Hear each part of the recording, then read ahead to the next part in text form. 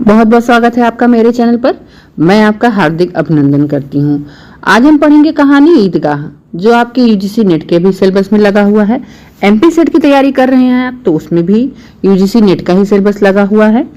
और झारखंड पीजीटी में मानसरोवर भाग 1 की संपूर्ण कहानियों का अध्ययन करना है। तो मानसरोवर भाग में कुल 27 कहानियां हैं। उन कहानियों में हम दूसरी कहानी ईदगाह को पढ़ेंगे। अब तक हम नशा कहानी को पढ़ चुके हैं, जो आपके झारखंड के प्लेलिस्ट में पड़ी हुई है, और अलगोजा अर्थात अलगाव या प्रिय चरित्र जिसका दूसरा नाम है, उस कहानी को पढ़ चुके हैं। आज हम इसमें तीसरी कहानी पढ़ रहे हैं, ईदगाह। अन्य कविताओं का भी क्लास इसमें हो चुका है। आपको डिस्क्रिप्शन बॉक्स में झारखंड पीजीटी हिंदी का सिलेबस मिल जाएगा, वहां पे क्लासेस रखी गई हैं। सरोज स्मृति कविता को भी पढ़ाया गया है। तो चलिए शुरुआत करते हैं। ईदगाह कहानी, यहाँ पे पहले हम उसके प्रमुख पात्रों और संक्षेप में कुछ कहानियों के अंश को देखेंगे, फिर हम पढ़ेंगे संपूर्ण कहानी। संपूर्ण कहानी पढ़ना अति आवश्यक है। क्यों आवश्यक है? एग्जाम में होता क्या है कि हूबहू कथनों को उठाकर, प्रमुख पंक्तियों को उठाकर वैसे के वैसे पूछ लेता है और पूछता है ये किस पात्र का कथन है। तो अगर हम कहानी को संपूर्ण पढ़ेंगे तो हमें पात्रों के कथन को कभी हमारा कंफ्यूजन नहीं होगा। तो यहाँ पे पहले संक्षिप्त परिचय देकर फिर संपूर्ण कहानी का हम वाचन करेंगे, पढ़ेंगे, ताकि कोई भी त्रुटि यहाँ पर न रह जाए। चलिए देखते हैं कहानी ईदगाह। मानसरोवर भाग में यह रचित है। रचनाकार इसके मुंशी प्रेमचंद हैं। कहानी प्रेमचंद, यहाँ पर देखेंगे प्रेमचंद ने कुल 301 कहानियां लिखी हुई है। डॉक्टर कमल किशोर गोयनका के अनुसार ये है। तो किसके अनुसार ये है? तो डॉक्टर कमल किशोर गोयनका के अनुसार है ये। इन्होंने कितनी कहानियां लिखी हुई है? 301। ईदगाह कहानी में बालक द्वारा अभाव में जीवन किस तरह से बिताया गया है, उसका संपूर्ण सचित्र एक तरह से देखा जाए वर्णन हुआ है। इसके पात्रों को देखेंगे हम तो चौधरी कायम अली इसमें है, फहीमन है, आबिद इनके पिता हैं, हामिद का पिता जो हैं आबिद हैं, ये मोस्ट इम्पॉर्टेंट है। 1 वर्ष पहले उसके अब्बा मर गए थे। तो आबिद जो है उनके अब्बा थे और 1 वर्ष पहले वो मर जाते हैं। और उस समय हामिद कितने वर्ष का है? तो केवल 4 से 5 वर्ष के करीब यह उसकी उम्र है। वह अपनी दादी के पास, अमीना जिसका नाम है, वो कपड़ा सिलने का काम करती है, उसके पास ही रहता है। अमीना के पास 2 आने रहते हैं, उसमें से वह 3 पैसे हामिद को दे देती है। किस लिए? ईदगाह के मेले के लिए। उनके पैसे में अब कितने बटुए में कितने पैसे बचे थे? केवल 5 पैसे बचे हुए हैं, जिसमें से 3 पैसे वो हामिद को दे देती हैं। और अन्य पात्र का देखा जाए इसमें तो उसकी मित्र मंडली है, महमूद, मोहसिन, नूरे, सम्मी, ठीक। और वो सब क्या करते हैं? ईदगाह मेले में जाकर 1 पैसे में चरखी का चक्कर घूमते हैं। चरखी हिंडोला झूला जिसे कहते हैं, जिसमें हाथी घोड़े प्लास्टिक के लकड़ी के बने रहते हैं और उस पे बैठकर बच्चे घूमते हैं। लेकिन हामिद नहीं झूलता है। वह एक अभावग्रस्त जीवन में किस प्रकार से देखिए अपने मन को शांत रखता है। वह न मिठाई खाता है न झूले पे झूलता है, वह केवल अपनी दादी के लिए एक चिमटा खरीदता है। यहाँ पर देखिए किस पात्र ने क्या खरीदा, ये भी मोस्ट इम्पॉर्टेंट है। तो महमूद ने सिपाही खरीदा था। अगर आपने यूजीसी नेट का पेपर दिया था तो उसमें पूछा गया था कि हामिद ने क्या खरीदा, ये नहीं पूछा गया था। अन्य पात्रों ने क्या खरीदा ये पूछा गया था। तो मोस्ट इम्पॉर्टेंट है ये। तो महमूद ने सिपाही खरीदा, मोहसिन ने भिस्ती खरीदा, सम्मी ने धोबिन और नूरे ने वकील खरीदा था। तो सबसे पहले वकील अर्थात नूरे का ही खिलौना टूट गया था। फिर सब मिठाई खाते हैं। कौन कौन सी मिठाई खाते हैं ये मोस्ट इम्पॉर्टेंट है यहाँ पे। तो रेवड़ी, गुलाब जामुन, सोहन, हलवा। हामिद 6 पैसे का चिमटा 3 पैसे में लेता है। न वह मिठाई खाता है न वह चरखी का चक्कर घूमता है। हामिद चिमटे को बहादुर शेर की उपाधि देता है। ये मोस्ट इम्पॉर्टेंट है। चिमटे को किसकी उपाधि दी गई थी? तो शेर की उपाधि। हामिद ने एक बूढ़े हामिद का पार्ट यहाँ पर खेला है। तो चलिए अब मूल कहानी को पढ़ते हैं, मोस्ट इम्पॉर्टेंट है यहाँ पर। मानसरोवर भाग 1 में कुल 27 कहानियां संग्रहित हैं। यहाँ पर उन कहानियों को रखा गया है। तो हम अब तक 3 कहानियों को पढ़ चुके हैं, अलगयोजा, ईदगाह और नशा। अन्य कहानियों को भी क्रमबद्ध पढ़ेंगे और अपनी सफलता को प्राप्त करेंगे। तो चलिए ईदगाह कहानी को शुरू करते हैं। ईदगाह कहानी। रमजान के पूरे 30 रोजों के बाद ईद आई। कितना मनोहर, कितना सुहावना प्रभाव है। वृक्षों पर अजीब हरियाली है, खेतों में कुछ अजीब रौनक है, आसमान पर कुछ अजीब लालिमा है। आज का सूर्य देखो कितना प्यारा, कितना शीतल है, यानी संसार को ईद की बधाई दे रहा है। और प्यारे विद्यार्थियों, अगर देखा जाए तो आज 21 अप्रैल है और 22 अप्रैल को आपकी ईद है। तो ईद के बहुत ही खूबसूरत त्यौहार पर हम ईदगाह कहानी को पढ़ रहे हैं। गांव में कितनी हलचल है, ईदगाह जाने की तैयारी हो रही है। किसी के कुर्ते में बटन नहीं, पड़ोस के घर में सुई धागा लेने दौड़ा जा रहा है। किसी के जूते कड़े हो गए हैं, उनमें तेल डालने के लिए तेली के घर पर भागा जाता है। जल्दी जल्दी बैलों को सानी पानी दे दे, ईदगाह से लौटते लौटते दोपहर हो जाएगी। 3 कोस का पैदल रास्ता, फिर सैकड़ों आदमियों से मिलना भेंटना, दोपहर के पहले लौटना असंभव। लड़के सबसे ज्यादा प्रसन्न, किसी ने 1 रोजा रखा है, वह भी दोपहर तक, किसी ने वह भी नहीं। लेकिन ईदगाह जाने की खुशी उनके हिस्से की चीज है। रोजे बड़े बूढ़े के लिए होंगे, इनके लिए तो ईद है। रोज ईद का नाम रटते थे, आज वह आ गई। अब जल्दी पड़ी है कि लोग ईदगाह क्यों नहीं चलते। इन्हें गृहस्थी चिंताओं से क्या प्रयोजन। सेवैयां के लिए दूध और शक्कर घर में है या नहीं, इनकी बला से। ये तो सेवैयां खाएंगे, यह क्या जाने अब्बा जान क्यों बदहवास चौधरी कायम अली के घर दौड़े जा रहे हैं। उन्हें क्या खबर कि चौधरी आंखें बदल ले तो सारी ईद मुहर्रम हो जाएगी।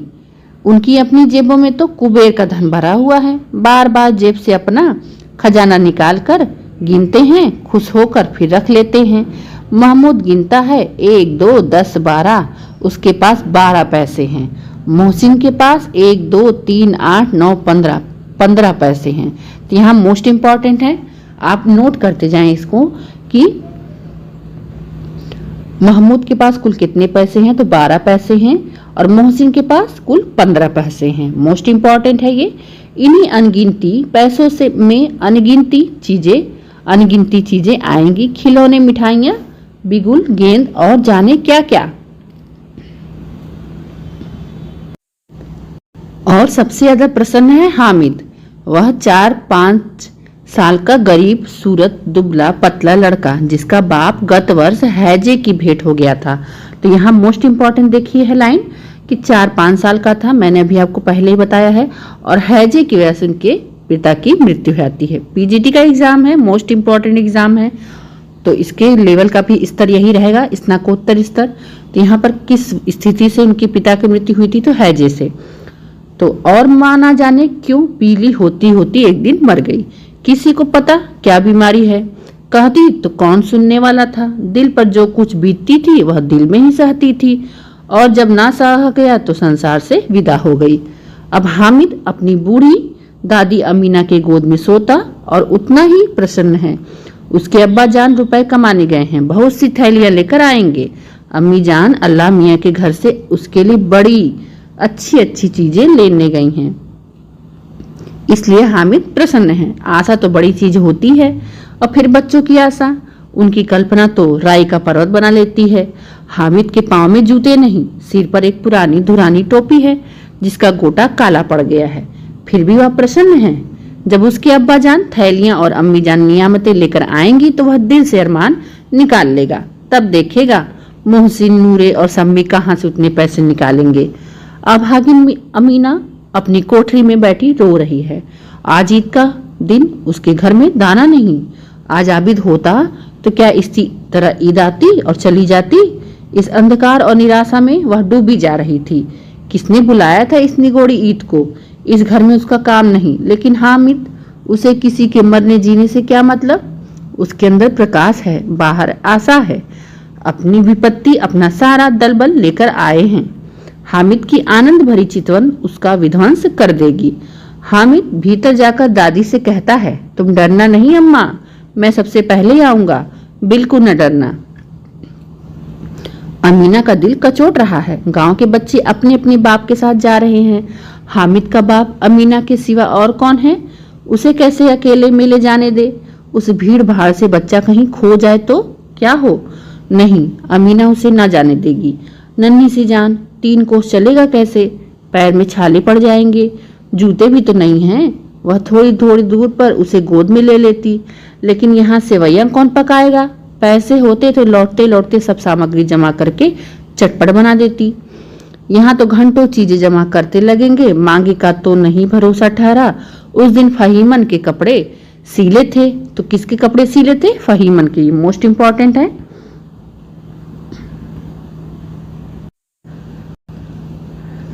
8 आने पैसे मिले थे। कपड़े सिलने कितने पैसे मिले थे उसे? 8 आने। उस अठन्नी को ईमान की तरह बचाती चली आती थी इसी ईद के लिए। लेकिन कल ग्वालन सिर पर सवार हो गई तो क्या करती? हामिद के लिए कुछ नहीं है तो 2 पैसे का दूध तो चाहिए ही। अब तो कुल 2 आने पैसे बचे हैं। 3 पैसे हामिद के जेब में, 5 अमीना के जेब में। मोस्ट इम्पोर्टेंट है, 5 अमीना के बटुए में है। यही तो बिसात है और ईद का त्योहार। अल्लाह ही बेड़ा पार लगाए। धोबन और नाइन और मेहतरनी और चूड़ीहार इन सभी तो आएंगी। सभी को सेवैयां चाहिए। थोड़ा किसी और को आंखें नहीं लगता। किस किस से मुंह चुराएगी और मुंह क्यों चुराए? साल भर का त्योहार है। जिंदगी खैरियत से रहे तो उनकी तकदीर भी तो उसी के साथ है। बच्चे को खुदा सलामत रखे, ये दिन भी कट जाएंगे। गांव से मेला चला। बच्चों के साथ हामिद भी जा रहा था। कभी सबके सब दौड़कर आगे निकल जाते, फिर किसी पेड़ के नीचे खड़े होकर साथ वालों का इंतजार करते। यह लोग क्यों इतना धीरे धीरे चल रहे हैं? हामिद के पैरों में तो जैसे पर लग गए हैं। वह कभी थक सकता है। शहर का दामन आ गया। सड़क के दोनों ओर अमीरों के बगीचे हैं। पक्की 4 दीवारें बनी हुई हैं। पेड़ों में आम और लीचियां लगी हुई हैं। कभी कोई लड़का कंकड़ी उठाकर आम पर निशाना लगाता। माली अंदर से गाली देता हुआ बाहर निकलता। लड़के वहां से एक फलांग पर हैं, खूब हंस रहे हैं। माली को कैसा उल्लू बनाया। बड़ी बड़ी इमारतें आने लगी। यह अदालत है, यह कॉलेज है, यह क्लब घर है। इतने बड़े कॉलेज में कितने लड़के पढ़ते होंगे? मोस्ट इंपॉर्टेंट ये लाइन है। ये लाइन देकर एग्जाम में पूछा गया है। सब लड़के नहीं हैं जी, बड़े बड़े आदमी हैं सच। उनकी बड़ी बड़ी मूछें हैं। इतने बड़े हो गए अभी तक पढ़ते जाते हैं। न जाने कब तक पढ़ेंगे और क्या करेंगे इतना पढ़कर। हामिद के मदरसे में 2-3 बड़े बड़े लड़के हैं, बिल्कुल 3 कौड़ी के। रोज मार खाते हैं, काम से जी चुराने वाले हैं। इस जगह भी उसी की तरह लोग होंगे और क्या। क्लब घर में जादू होता है, सुना है। यहाँ मुर्दों की खोपड़ियां दौड़ती हैं। मोस्ट इंपॉर्टेंट ये पैरा है आपका। इन्हीं पंक्तियों से प्रश्न बने थे। और बड़े बड़े तमाशे होते हैं पर किसी को अंदर नहीं जाने देते। वहां शाम को साहब लोग खेलते हैं, बड़े बड़े आदमी खेलते हैं, मूंछों दाढ़ी वाले, और मेमे भी खेलती हैं। सच, हमारी अम्मा को यह दे दो, क्या नाम है, बैट, तो उसे पकड़ ही न सके, घुमाते ही लुढ़क जाएं। महमूद ने कहा, हमारी अम्मी जान का तो हाथ कांपने लगे, अल्लाह कसम। मोहसिन बोला, चलो मानो आटा पीस डालती हैं, जरा सा बैट पकड़ लेंगी तो हाथ कांपने लगेंगे। सैकड़ों घड़े पानी रोज निकालती हैं, 5 घड़े तो तेरी भैंस पी जाती हैं। किसी मैम को 1 घड़ा पानी भरना पड़े तो आंखें तक अंधेरी आ जाए। तो ये पंक्तियां किसने कही? मोहसिन बोला था। ये मोस्ट इंपॉर्टेंट पंक्तियां हैं। सैकड़ों घड़े पानी रोज निकालती हैं, क्वेश्चन बनने वाली ये पंक्तियां हैं। महमूद, लेकिन दौड़ती तो नहीं, उछल कूद तो नहीं सकती। मोहसिन, हाँ उछल कूद तो नहीं सकती, लेकिन उस दिन मेरी गाय खुल गई थी और चौधरी के खेत में जा पड़ी थी। अम्मा इतनी तेज दौड़ी कि मैं उन्हें न पास सका। सच। आगे चलो, हलवाइयों की दुकानें शुरू हुई, आज खूब सजी हुई थी। इतनी मिठाइयाँ कौन खाता है, देखो ना, एक एक दुकान पर मनो होंगी। सुना है रात को जिन्नात आकर खरीद ले जाते हैं। अब्बा कहते थे आधी रात को एक आदमी हर दुकान पर जाता है, जितना माल बचा होता है वह तुलवा लेता है और सचमुच के रुपए देता है, बिल्कुल ऐसे ही रुपए। हामिद को यकीन न आया, ऐसे रुपए जिन्नात को कहाँ से मिल जाएंगे। मोहसिन ने कहा, जिन्नात को रुपए की क्या कमी, जिस खजाने में चाहे चले जाए, लोहे के दरवाजे तक उन्हें नहीं रोक सकते।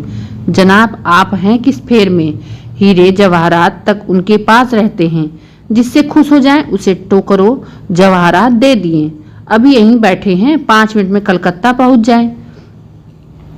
हामिद ने फिर पूछा, जिन्नात बहुत बड़े होते हैं मोहसिन, एक एक सिर आसमान के बराबर होता है, जमीन पर खड़ा हो जाए तो उसके सिर आसमान से जा लगे, मगर चाहे तो एक लोटे में घुस जाए। हामिद, लोग उन्हें कैसे खुश करते होंगे, मुझे यह मंत्र बता दे तो एक जिन्न को खुश कर लूं। मोहसिन, अब यह तो ना जानता, लेकिन चौधरी साहब के काबू में बहुत से जिन्नात हैं, कोई चीज चोरी हो जाए चौधरी साहब उसका पता लगा देंगे और चोर का नाम बता देंगे। जुमराती का बछवा उस दिन खो गया था, 3 दिन हैरान हुए, कहीं न मिला, तब झक मारकर चौधरी के पास गए, चौधरी ने तुरंत बता दिया, मवेशी खाने में है और वहीं मिला। जिन्नात आकर उन्हें सारे जहान की खबर दे जाते हैं। अब उसकी समझ में आ गया चौधरी के पास क्यों इतना धन है और क्यों उनका इतना सम्मान है। आगे चलें, यह पुलिस लाइन है, तो कौन कौन से स्थान आए हैं ये भी विशेष ध्यान देना है। क्लब आया था, पुलिस लाइन आया है, अब यही सब कांस्टेबल कवायद करते हैं। रैटन फायर को रात को बेचारे घूम घूम कर पहरा देते हैं, नहीं चोरियां हो जाएं। मोहसिन ने प्रतिवाद किया, यह कांस्टेबल पहरा देते हैं, तभी तुम बहुत जानते हो, अजी हजरत यह चोरी करते हैं। शहर के जितने चोर डाकू हैं सब इनसे, मोहल्ले में जाकर जागते रहो, जाते रहो, पुकारते रहें, तभी इन लोगों के पास इतने रुपए आते हैं। मेरे मामू एक थाने में कांस्टेबल हैं, 12 रुपए महीना पाते हैं, लेकिन 50 रुपए घर भेजते हैं। अल्लाह कसम, मैंने एक बार पूछा था कि मामू आप इतने रुपए कहाँ से पाते हैं, हंसकर कहने लगे, बेटा अल्लाह देता है। फिर आप ही बोले, हम लोग चाहे तो एक दिन में लाखों मार लाएं, हम तो इतना ही लेते हैं जिसमें अपनी बदनामी ना हो, नौकरी न चली जाए। हामिद ने पूछा, यह लोग चोरी करवाते हैं तो इन्हें कोई पकड़ता नहीं? मोहसिन उसकी नादानी पर दया दिखाकर बोला, अरे पागल, इन्हें कौन पकड़ेगा, पकड़ने वाले तो ये लोग खुद हैं, लेकिन अल्लाह इन्हें सजा भी खूब देता है। हराम का माल हराम में जाता है। थोड़े ही दिन हुए हैं, मामू के घर में आग लग गई, सारी ले पूंजी जल गई, एक बर्तन न बचा। एक दिन पेड़ के नीचे सोए, अल्लाह कसम पेड़ के नीचे, फिर न जाने कहां से 100 कर्ज लाए तो बर्तन भाड़े आए। हामिद, 100 तो 50 से ज्यादा होते हैं, कहाँ 50 कहाँ 100, 50 एक थैली भर होता है, 100 तो 2 थैली में भी ना आए। अब बस्ती घनी होने लगी, ईदगाह जाने वालों की टोलियां नजर आने लगी, एक से एक भड़कीले वस्त्र पहने हुए, कोई तांगे इक्के पर सवार, कोई मोटर पर, सभी इत्र में बसे, सभी के दिलों में उमंग। ग्रामीणों का छोटा सा दल अपनी विपन्नता से बेखबर संतोष और धैर्य में मगन चला जा रहा था। बच्चों के लिए नगर की सभी चीजें अनोखी थी, जिस चीज की ओर ताकते ताकते ही रह जाते। पीछे से हार्न की आवाज होने पर भी न चेतते। हामिद तो मोटर के नीचे जाते जाते बचा। सहसा ईदगाह नजर आई, ऊपर इमली के घने वृक्षों की छाया है, नीचे पक्का फर्श है जिस पर जाजम बिछा हुआ है और रोजेदारों की पंक्तियां एक के पीछे एक न जाने कहां तक चली गईं, पक्की जगत के नीचे तक जहां जाजम भी नहीं। नए आने वाले आकर पीछे की कतार में खड़े हो जाते, आगे जगह नहीं, यहाँ कोई धन और पद नहीं देखता, इस्लाम की निगाह में सब बराबर। इन ग्रामीणों ने भी वजू किया और पिछली पंक्ति में खड़े हो गए। कितना सुंदर संचालन, कितनी सुंदर व्यवस्था। लाखों सिर एक साथ सिजदे में झुक जाते, फिर सबके सब एक साथ खड़े हो जाते, एक साथ झुकते, एक साथ खड़े हो जाते, एक साथ खड़े हो जाते और एक साथ झुकते और एक साथ खड़े हो जाते। और कई बार यही क्रिया होती, जैसे बिजली की लाखों बत्तियां एक साथ प्रदीप्त हों, एक साथ बुझ जाएं। यही क्रम चलता रहा।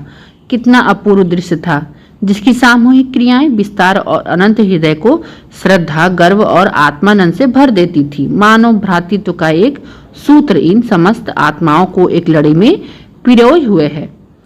नमाज खत्म हो गई, लोग आपस में गले मिल रहे हैं। तब मिठाई और खिलौने की दुकान पर धावा बोला। ग्रामीणों का यह दल इस विषय में बालकों से कम उत्साही नहीं। यह देखो हिंडोला है, 1 पैसा देकर चढ़ जाओ। मोस्ट इंपॉर्टेंट है, कौन से झूले का नाम आया है? हिंडोला। और कितने पैसे में? 1 पैसे में। कभी आसमान पर जाते हुए मालूम होंगे, कभी जमीन पर। यही चरखी है, लकड़ी के हाथी घोड़े ऊंट घड़ों छड़ों में लटके हुए हैं। 1 पैसा देकर बैठ जाओ, 25 चक्कर का मजा लो। महमूद, मोहसिन और नूरे और सम्मी इन घोड़ों और ऊँटों पर बैठते हैं। तो मोस्ट इंपॉर्टेंट है, इसे आप नोट कर ले कि हिंडोला झूला में कौन कौन से जानवर लटके थे लकड़ी के। तो हाथी घोड़े ऊंट छड़ों में लटके हुए थे। और कितने पैसों में 25 चक्कर लग रहे थे? तो 1 पैसे में। ती नहीं, हामिद दूर खड़ा था। हामिद दूर खड़ा था, ती नहीं, पैसे तो उसके पास हैं। अपने कोष का 1/3 जरा सा चक्कर खाने के लिए नहीं दे सकता। सब चौकिए से उतरते हैं। अब खिलौने लेंगे। उधर दुकानों की कतार लगी हुई है, तरह तरह के खिलौने हैं। सिपाही, गुजरिया, राज और वकी, भिस्ती, धोबिन और साधु। वाह कितने सुंदर खिलौने हैं। अब बोला ही चाहते हैं। महमूद सिपाही लेता है, खाकी वर्दी और लाल पगड़ी वाला, कंधे पर बंदूक रखे हुए हैं। मालूम होता है अभी कवायद किए चला आ रहा है। तो महमूद क्या लेता है? महमूद सिपाही लेता है। मोहसिन को भिस्ती पसंद आया। कमर झुकी हुई है, ऊपर मशक रखे हुए हैं। मशक का मुंह एक हाथ से कपड़े पकड़े हुए है। कितना प्रसन्न, शायद कोई गीत गा रहा है। बसक मशक से पानी उड़ेला ही चाहता है। नूरे को वकील से प्रेम है। कैसी विद्वता उसके मुंह पर है। काला चोंगा, नीचे सफेद अचकन, अचकन के सामने की जेब में छड़ी, सुनहरी जंजीर, एक हाथ में कानून का पोथा लिए हुए। मालूम होता अभी किसी अदालत से जिरह या बहस किए चले आ रहा हो। तो यहाँ पे ध्यान देना है, नूरे ने वकील लिया और मोहसिन को भिस्ती पसंद आया। इसे आप जरूर नोट कर लें। और यह सब 2-2 पैसों के खिलौने हैं। सब ध्यान देना है, सबके खिलौने कितने पैसों के हैं? तो 2-2 पैसों के हैं। हामिद के पास कुल 3 पैसे हैं। इतने महंगे खिलौने वह कैसे ले ले? खिलौना कहीं हाथ से छूट पड़े तो चूर चूर हो जाएगा, जरा पानी पड़े तो सारा रंग धुल जाएगा। ऐसे खिलौने लेकर वह क्या करेगा और किस काम का? यहाँ पर देखिए उसका जीवन में अभाव का सब वर्णन हुआ है। मोहसिन कहता है मेरा भिस्ती रोज पानी दे जाएगा सांझ सवेरे। महमूद और मेरा सिपाही घर का पहरा देगा। कोई चोर आएगा तो फौरन बंदूक से फेर कर देगा। नूरे और मेरा वकील खूब मुकदमा लड़ेगा। सम्मी और मेरी धोबिन रोज कपड़े धोएगी। हामिद खिलौनों की निंदा करता है। मिट्टी के ही तो हैं, गिरे तो चकनाचूर हो जाए। लेकिन ललचाई हुई आंखों से खिलौनों को देख रहा है और चाहता है जरा देर के लिए उन्हें हाथ में ले सकता। उसके हाथ अनायास ही लपकते हैं, लेकिन लड़के इतने त्यागी नहीं होते, विशेषकर जब अभी नया शौक है। हामिद ललचाता रह जाता है। खिलौनों के बाद मिठाइयाँ आती हैं। किसी ने रेवड़ियाँ ली, किसी ने गुलाब जामुन, किसी ने सोहन हलवा। मोस्ट इंपॉर्टेंट है मिठाइयों के नाम, रेवड़ियाँ, सोहन हलवा, गुलाब जामुन। मजे से खा रहे हैं। हामिद बिरादरी से पृथक है। अभागे के पास 3 पैसे हैं, क्यों नहीं कुछ लेकर खाता? ललचाई आंखों से सबकी ओर देखता है। मोहसिन कहता है हामिद रेवड़ी ले जा, कितनी खुशबूदार है।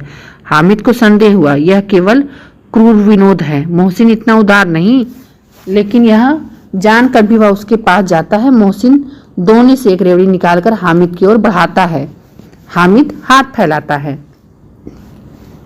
मोहसिन रेवड़ी अपने मुंह में रख लेता है। महमूद, नूरे और सम्मी खूब तालियां बजा बजा कर हंसते हैं। हामिद खिसिया जाता है। मोहसिन अच्छा अब की जरूर देंगे। हामिद अल्लाह कसम ले जा। हामिद रखे रहो, क्या मेरे पास पैसे नहीं हैं? सम्मी 3 ही पैसे तो हैं, 3 पैसे में क्या क्या लोगे?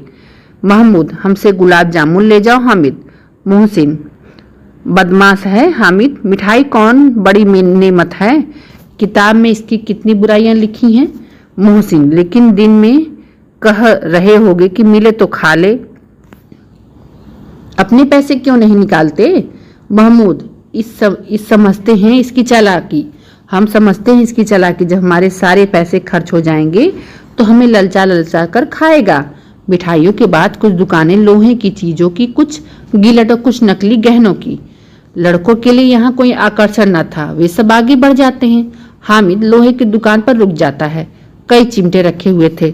उसे ख्याल आया दादी के पास चिमटा नहीं है। तवे से रोटियां उतारती हैं तो हाथ जल जाता है। अगर वह चिमटा लेकर दादी को दे दे तो वह कितना प्रसन्न होगी, फिर उनकी उंगलियां कभी न जलेंगी। घर में एक काम की चीज हो जाएगी। खिलौने से क्या फायदा, व्यर्थ में पैसे खराब होंगे। बाल मन पैसों के अभाव में किस प्रकार से प्रश्न करता है, यहाँ पर देखने योग्य है। फिर तो खिलौने को कोई आंख उठाकर नहीं देखता, या तो घर पहुंचते पहुंचते टूट फूट कर खराब हो जाएंगे। चिमटा कितने काम की चीज है, रोटियां तवे से उतार लो, चूल्हे में सेक लो। कोई आग मांगने आए तो झटपट चूल्हे से आग निकाल कर दे दो। अम्मा बेचारी को कहाँ फुर्सत है कि बाजार है और इतने पैसे ही कहाँ मिलते हैं, रोज हाथ जला लेती है। हामिद के साथ ही आगे बढ़ गए।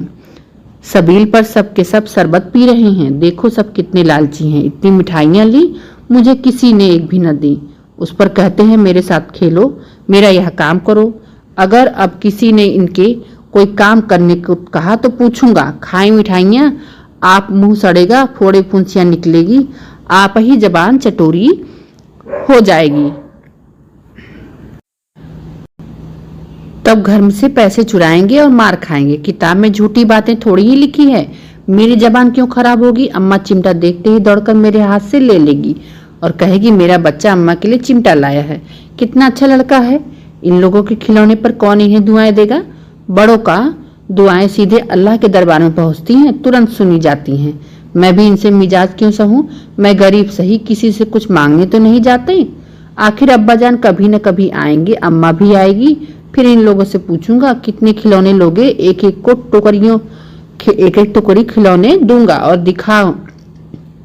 दिखा दूंगा कि दोस्तों के साथ इस तरह का सुलूक किया जाता है। यह नहीं कि एक पैसे की रेवड़ियां ली तो चिढ़ा चिढ़ा कर खाने लगे। सबके सब हंसेंगे। हामिद ने चिमटा लिया है, हंसे मेरी बला से। उसे दुकानदार ने पूछा यह चिमटा कितने का है, तो दुकानदार ने उसकी ओर देखा। कोई आदमी साथ न देखकर कहा तुम्हारे काम का नहीं है जी, बिकाऊ है कि नहीं।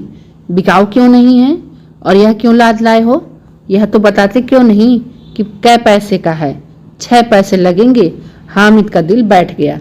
ठीक ठीक 5 पैसे लगेंगे, लेना हो लो, नहीं तो चलते बनो। हामिद ने कलेजा मजबूत करके कहा 3 पैसे लोगे। यह कहता हुआ आगे बढ़ गया। दुकानदार की घुड़कियां न सुने, लेकिन दुकानदार ने घुड़कियां नहीं दी, बुलाकर चिमटा दे दिया। हामिद ने उसे इस तरह कंधे पर रखा मानो बंदूक है। शान से करता हुआ संगियों के पास आया। जरा सुने सबके सब क्या आलोचनाएं करते हैं। मोहसिन ने हंसकर कहा यह चिमटा क्यों लाया पगले, इसे क्या करेगा। हामिद ने चिमटे को जमीन पर पटक कर कहा जरा अपना भिस्ती जमीन पर गिरा दो, सारी पसलियां चूर चूर हो जाएंगी। बचा की महमूद बोला यह तो चिमटा कोई खिलौना नहीं है। हामिद खिलौना क्यों नहीं, अभी कंधे पे रखो बंदूक हो गई, हाथ में लिया फकीरों का चिमटा हो गया। चाहूं तो इससे मंजीरे का काम ले सकता हूँ। एक चिमटा जमा दूं तो तुम लोगों के सारे खिलौने की जान निकल जाए। तुम्हारे खिलौने कितने ही जोर लगाएं, मेरे चिमटे का बाल भी बाका नहीं कर सकते। मेरा बहादुर शेर चिमटा, यहाँ मोस्ट इंपॉर्टेंट है, बहादुर शेर है चिमटा। किसको कहा, अपने चिमटे को। सम्मी ने खंजरी ली थी, प्रभावित होकर बोला मेरी खंजरी से बदलोगे तो 2 आने की है। हामिद ने खंजरी की उपेक्षा से देखा। मेरा चिमटा चाहे तो तुम्हारी खंजरी का पेट फाड़ डाले, बस एक चमड़े की झिल्ली लगा दी, डब डब बोलने लगी। जरा सा पानी लग जाए तो खत्म हो जाए। मेरा बहादुर चिमटा आग में, पानी में, आंधी में, तूफान में बराबर डटा खड़ा रहेगा। चिमटे ने सभी को मोहित कर लिया। अब पैसे किसके पास धरे हैं, फिर मेले से दूर निकल आए हैं। 9 कब के बज गए हैं, धूप तेज हो रही है, घर पहुंचने की जल्दी हो रही है। बाप से जिद करे तो चिमटा नहीं मिल सकता। हामिद है बड़ा चालाक, इसलिए बदमाश ने अपने पैसे बचा रखे थे। अब बालकों के 2 दल हो गए, मोहसिन, महमूद, सम्मी और नूरे एक तरफ, हामिद अकेला दूसरी तरफ। शास्त्रार्थ हो रहा है। सम्मी तो विधर्मी हो गया, दूसरे पक्ष से जा मिला, लेकिन मोहसिन, महमूद, नूरे भी हामिद से 1-1, 2-2 साल बड़े होने पर भी हामिद के आघातों से आतंकित हो उठे। उसके पास न्याय का बल है, नीति की शक्ति है। एक और मिट्टी है, दूसरी ओर लोहा, जो इस वक्त अपने को फौलाद कह रहा है। वह अजय है, घातक है। अगर कोई शेर आ जाए, मियाँ भिस्ती के छक्के छूट जाएं, जो मियाँ सिपाही मिट्टी की बंदूक छोड़कर भागे, वकील साहब की नानी मर जाए, चोगे में मुंह छिपाकर जमीन पर लेट जाए, मगर यह चिमटा बहादुर, यह रुस्तमे हिंद लपक कर शेर की गर्दन पर सवार हो जाएगा। तो अपने चिमटे को उसने क्या क्या कहा है, यहाँ पर मोस्ट इंपॉर्टेंट ध्यान देना है, रुस्तम हिंद भी कहा है। लपक कर शेर की गर्दन पर सवार हो जाएगा, उसकी आंखें निकाल लेगा। मोहसिन ने आखिरी जोर लगा के कहा, अच्छा पानी तो नहीं भर सकता। हामिद ने चिमटे को सीधा खड़ा करके कहा, भिश्ती को एक डांट बताएगा तो दौड़ा हुआ पानी लेकर उसके द्वार पर छिड़कने लगेगा। मोहसिन परास्त हो गया, पर महमूद ने कुमक पहुंचाई, अगर बचा पकड़ा जाए तो अदालत में बंधे बंधे फिरोगे, तब तो वकील साहब के पैरों पड़ोगे। हामिद इस प्रबल तर्क का जवाब न दे सका। उसने पूछा, हमें पकड़ने आएगा कौन? नूरे ने कड़कर कहा, यह सिपाही बंदूक वाला। हामिद ने मुंह चिढ़ाकर कहा, यह बेचारे हम बहादुर रुस्तम हिंद को पकड़ेंगे? अच्छा लाओ, अभी जरा कुश्ती हो जाए, इसकी सूरत देखकर दूर से भागेंगे, पकड़े क्या जाएंगे बेचारे। मोहसिन को एक नई चोट सूझ गई, तुम्हारे चिमटे का मुंह रोज आग से जलेगा। उसने समझा था हामिद लाजवाब हो जाएगा, लेकिन यह बात न हुई। हामिद ने तुरंत जवाब दिया, आग में बहादुर ही कूदते हैं जनाब। तुम्हारे या वकील सिपाही भिश्ती लेडियों की तरह घर में घुस जाएंगे। आग में वह काम है जो यह रुस्तम हिंद ही कर सकता है। महमूद ने एक जोर लगाया, वकील साहब कुर्सी मेज पर बैठेंगे। तुम्हारा चिमटा तो बावर्ची खाने में जमीन पर पड़ा रहने के सिवा और क्या कर सकता है? इसी तर्क ने सम्मी को नूरे को भी राजी कर दिया। कितने ठिकाने की बात कही है पट्टे ने, चिमटा बावर्ची खाने में पड़ा रहने के सिवा और क्या कर सकता है? हामिद को कोई फड़कता हुआ जवाब न सूझा तो उसने धांधली शुरू की, मेरा चिमटा बावर्ची खाने में नहीं रहेगा। वकील साहब कुर्सी पर बैठेंगे तो जाकर उन्हें जमीन पर पटक देगा, उसका कानून उनके पेट में डाल देगा। बात कुछ बनी नहीं, खाली गाल गलौजी थी, लेकिन कानून के पेट में डालने वाली बात छा गई। ऐसी छा गई कि तीनों सुरमा मुंह ताकते रह गए, मानो कोई धेलचा कनकौवा किसी गंडेवाल कनकौवे को काट गया हो। कानून मुंह से बाहर निकलने वाली चीज है, उसको पेट के अंदर डाल दिया जाना बेतुकी सी बात होने पर भी कुछ नयापन रखती है। हामिद ने मैदान मार लिया, उसका चिमटा रुस्तम हिंद है। अब इसमें मोहसिन, महमूद, नूरे, सम्मी किसी को भी आपत्ति नहीं हो सकती। विजेता को हम हारने वालों से जो सत्कार मिलना स्वाभाविक है, वह हामिद को भी मिला। और उन्हें 3-3, 4-4 आने पैसे खर्च किए पर कोई काम की चीज न ले सके। हामिद ने 3 पैसे में रंग जमा लिया। सच ही तो है, खिलौने का क्या भरोसा, टूट फूट जाएगी। हामिद का चिमटा तो बना रहेगा बरसों। संधि की शर्तें तय होने लगी। मोहसिन ने कहा, जरा अपना चिमटा दे दो, हम भी देखेंगे। तुम्हारा भिश्ती लेकर देखो, तुम हमारा भिश्ती लेकर देखो। मोहम्मद और नूरे ने भी अपने अपने खिलौने पेश किए। हामिद को इन शर्तों को मानने की कोई आपत्ति न थी। चिमटा बारी बारी से सबके हाथ में गया, उनके खिलौने बारी बारी से हाथ में हामिद के आए। कितने खूबसूरत खिलौने हैं। हामिद ने हारने वालों के आंसू पोंछे, मैं तुम्हें चिढ़ा रहा था, सच यह चिमटा भला इन खिलौने की क्या बराबर करेगा? मालूम होता है अब बोले। लेकिन मोहसिन की पार्टी को इस दिलासे से संतोष नहीं होता। चिमटे का सिक्का खूब बैठ गया, चिपका हुआ टिकट अब पानी से नहीं छूट रहा। मोहसिन, इन खिलौने के लिए कोई हमें दुआ न देगा। महमूद, दुआ के लिए फिरते हो, उल्टे मारना पड़े, अम्मा जरूर कहेगी मेले में यही मिट्टी खिलौने मिले। हामिद को स्वीकार करना पड़ा, खिलौनों को देखकर किसी की माँ इतनी खुश न होगी जितनी दादी चिमटे को देखकर होंगी। 3 पैसों में ही तो सब कुछ करना था और उन पैसों के इस उपायों पर पछतावे की बिल्कुल जरूरत न थी। फिर अब तो चिमटा रुस्तम हिंद है और सभी खिलौनों का बादशाह। रास्ते में महमूद को भूख लगी, उसके बाप ने केले खाने को दिए। महमूद ने केवल हामिद को सांझी बनाया, उसके अन्य मित्र मुंह ताकते रहे। तो यहाँ पर ध्यान देना है कि केला किसने दिया था? महमूद ने दिया था रास्ते में, और यह उस चिमटे का प्रसाद था। 11 बज गए, गांव में हलचल मच गई, मेले वाले आ गए। मोहसिन की छोटी बहन दौड़कर भिश्ती उसके हाथ से छीन लिया और मारे खुशी की जो उछली तो मियाँ भिश्ती नीचे आ रहे हैं, सुरलोक सिधार गए, अर्थात टूट गया। इस पर भाई बहन में मारपीट हुई, दोनों खूब रोए। उसकी अम्मा यह शोर सुनकर बाहर बिगड़ी, दोनों को ऊपर से 2-2 चाटे और लगाए। मियाँ नूरे का वकील अंत उनके प्रतिष्ठानुकूल इससे ज्यादा गौरवमय हुआ। वकील जमीन पर या ताक पर हो नहीं बैठ सकता, उसकी मर्यादा का विचार तो करना ही होगा।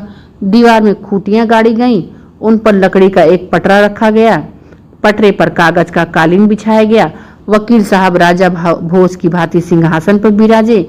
नूरेन ने पंखा झालना शुरू किया।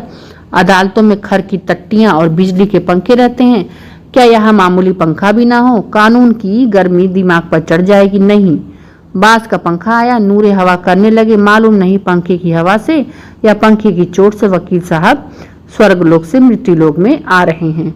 उनका माटी का चोला मिट्टी में मिल गया। फिर बड़े जोर शोर से मातम हुआ। वकील साहब की अस्थियां घूरे में डाल दी गईं। अब रहा महमूद का सिपाही। उसे चटपट गांव का पहरा देने का चार्ज मिल गया। लेकिन पुलिस का सिपाही कोई साधारण व्यक्ति तो नहीं जो अपने पैरों चले।